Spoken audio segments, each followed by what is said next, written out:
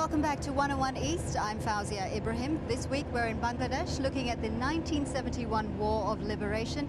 Millions of people suffered. Here's the story of one man.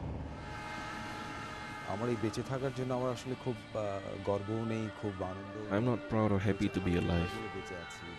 If suicide was not a sin, I would have killed myself. I last visited this place in 1984, 25 years ago. I did not come after that because there is no one left here for me in Saipur. During the War of Independence, my whole family was killed in this house. There used to be a door here. My father was holding back the door like this when they tried to break in. They put a shovel inside the door to force their way in and broke it open. After that, they saw my father and they attacked him. As he was trying to escape, the material of his Punjabi suit got caught on the door. They ran after him and stabbed him here. After this, my wounded father sat down and died at this spot, like this. My second brother, who was hiding under the cot, came out crying and went towards my father. At this point, the Biharis started shouting, "Mil gaya, mil gaya, found one, found one." They then stabbed my brother several times. He collapsed.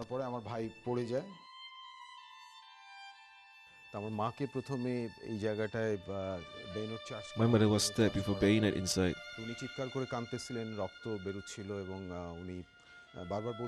She was crying out aloud and kept saying, "Kill me, but not my sons inside the house." They didn't listen to her.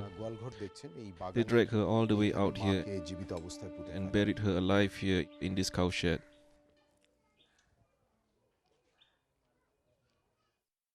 For more on the effects of Bangladesh's War of Liberation in 1971, we're joined by Sharia Kabir, journalist and author, Sultana Kamal, human rights activist, and Professor Mahbubullah from the University of Dhaka. Sultana, we've heard about the atrocities, we've seen the stories, we know the extent of the violence that happened in what was then known as East Pakistan and is now Bangladesh. Why do you think no one has been held accountable? You have to go back to the way history took different turns in Bangladesh, because when we became independent, we had the constitution in 1972 and we were just getting settled at that point of time.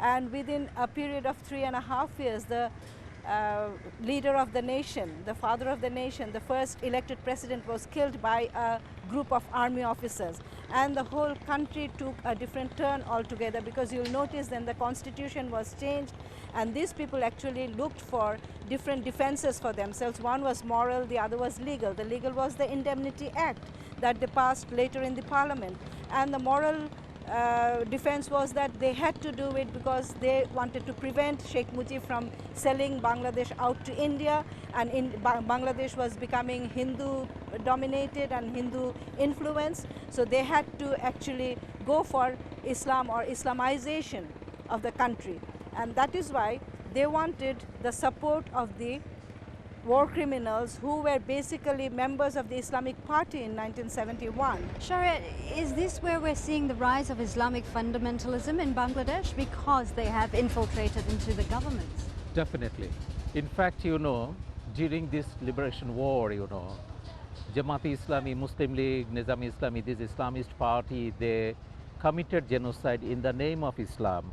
And that's why, in our first constitution, it was a very much secular constitution, and really religious-based political parties were prohibited by 72's constitution. Unfortunately, after the assassination of Sheikh Mujibur Rahman and the top leaders of Awami League, the pro-Islamists, they grabbed the power and they changed the constitution, they amended the constitution, and they allowed those Islamist political parties to reorganize. Am I right to presume then you would not be in favor of these Islamic parties to be active in Bangladeshi political life? Definitely not. Why we should accept them? Because they are responsible for war crimes. And most of these parties, they do not believe in democracy. Politically, theoretically, if you go there, programs, and if you But look surely 37 years on, these political parties have been set up by Bangladeshis themselves. And they have shaped the country. And if you want to talk about democracy, surely any political party must have a voice in a democratic process. Unfortunately, these parties, they never accepted the concept of Bangladesh. As I said that, Bangladesh was created for a secular democratic country. They never accepted secular democracy in Bangladesh. On the contrary, they always, tried to convert Bangladesh into a monolithic Islamic country like Pakistan. 3 million people sacrificed their lives for secular democracy. We do not want to see their lives will go to vain. On the contrary, those who are responsible for genocide, for war crimes, or committing crimes against humanity, those who are anti-democracy, they shouldn't have any political rights in Bangladesh. Professor, do you agree that there is a need for war crimes tribunal to be set up in order to try these alleged war criminals? He has said that the war of independence or the war of liberation took place on the basis of secular ideals. I think this is a falsification of history, number one.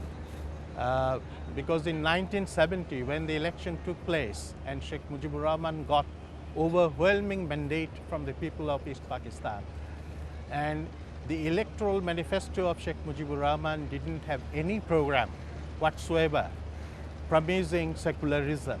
Rather, he promised to the people that no law shall be enacted against the repugnant to the spirit of Quran and Sunnah, and that's how actually he neutralized the pro-Islamic forces. Well, there are 2 points here. One, that Sheikh Mujib, when he won the election, he was the leader of Awami League, and Awami League had a different election manifesto.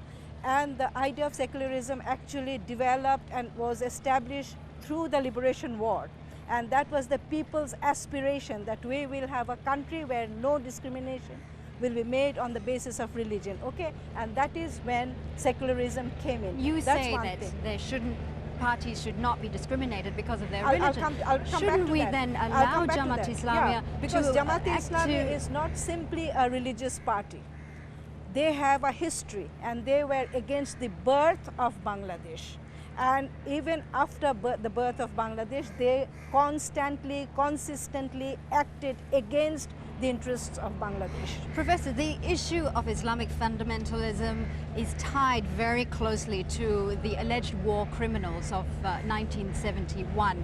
Do you think that a tribunal would help resolve the wounds that a lot of Bangladeshis feel? I think this issue of Islamic fundamentalism is of a very marginal importance for Bangladesh, because Bangladeshi people, they don't accept Islam in a fundamentalist form. Basically, Bangladesh people believes in some kind of liberal Islam. Right, so you're saying that Jamaat Islamiyah is not a threat? Is not a political threat? Well, if you don't allow Jamaat Islam to operate openly within a democratic framework, and if they go underground and with their organizational strength, they can create a lot of problems for us. We're just running out of time, Sultana. I want to give you the last word here. Do you see any way that Bangladesh can heal the wounds of the past and move forward? Yes, of course, we will have to do it, and we can do it by actually trying the war criminals and actually curbing militancy and violent acts and criminal acts, whoever is perpetrating that. That's all the time we have for this edition of 101 East. I'd like to thank Sharia, Sultana and Professor Mahbubullah from the team of 101 East from Bangladesh. We'll see you again next week.